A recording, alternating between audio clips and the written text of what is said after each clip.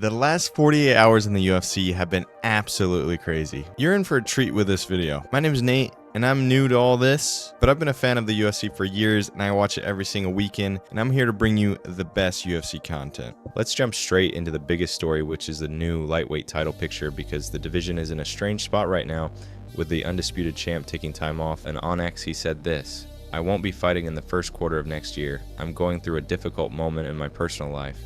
I want to focus on my children and resolve this situation as soon as possible. I don't want to hold up the division. The UFC will make the matchups needed, and as soon as the matters are resolved, I'll let the UFC know I'm ready to begin my return." For the interim title, earlier Topuria posted, "I'm dealing with some personal problems, so I'm not gonna fight the first quarter." So the winner of Gaethje versus Paddy will be the interim title, and then they will face Topuria. The fight the UFC just booked has the entire fan base split, because on one side you have Justin Gaethje, who is a proven veteran and one of the most violent fighters the lightweight division has ever seen, a former interim champion, a guy who has fought for the real belt, and someone who guarantees pure chaos every single time he walks into the cage. And on the other side you have Paddy Pimblett, who has become one of the UFC's biggest rising stars with massive reactions and a huge following, but his strength of schedule has not matched the top 5, and that has a lot of fans asking the same question, which is whether he truly earned this shot or whether this is simply a business move from the promotion. Stylistically, this matchup is wild, because Gaethje brings brutal leg kicks, non-stop pressure, and those short hooks that turn the lights out, while Paddy brings cardio constant scrambles. Not the prettiest on the feet, but gets the job done and is very effective.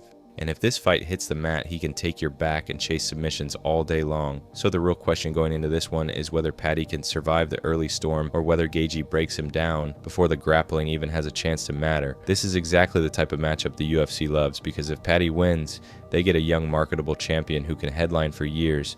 And if Gaethje wins, they get one of the most beloved fighters in the company holding gold again. So either way, the promotion walks away happy.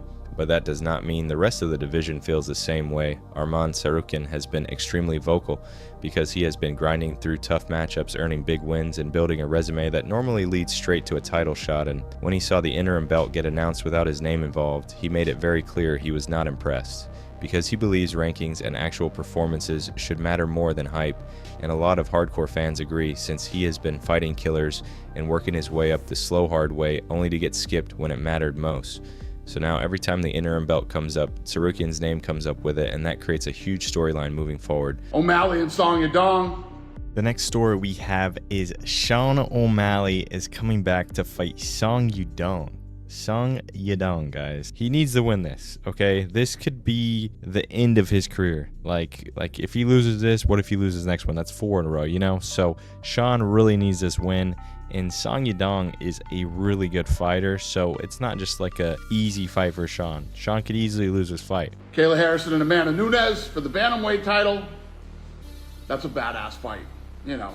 Kayla, it's her first title defense after beating Juliana Pena. She comes back to take on Kayla Harrison. No way in hell that fight isn't incredible. Now let's move over to the women's side, because bantamweight just got one of the biggest fights the UFC could possibly make, with Kayla Harrison getting ready to defend her belt against Amanda Nunes. And this is a true legacy matchup that can completely reshape the pound-for-pound conversation. Kayla has looked dominant with elite grappling, Olympic-level clinch work, and overwhelming top pressure. And she has been running through opponents with takedowns, smothering control and big hits from her ground and pound, all while staying calm and composed. It's truly impressive for being relatively new to the UFC. And Amanda Nunes, on the other hand, is one of the greatest women's fighters of all time, a former 2-division champion with knockout power in both weight classes and wins over almost every major name from her era.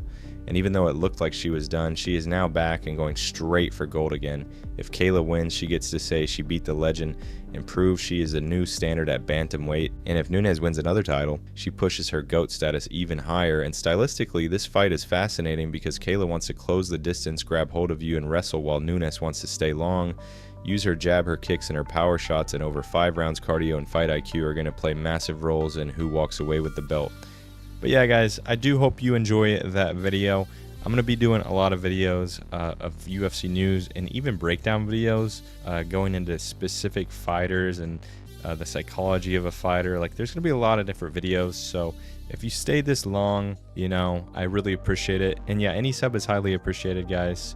I want to eventually do this full time, but I'm very busy. I have a full-time job, I have side businesses, and I'm trying to do this channel. So, you know, we'll see how far it goes, and you know, if the videos keep doing good, we'll continue to do them. But yeah, I hope you guys have a great rest of your day, and I'll see you in the next video.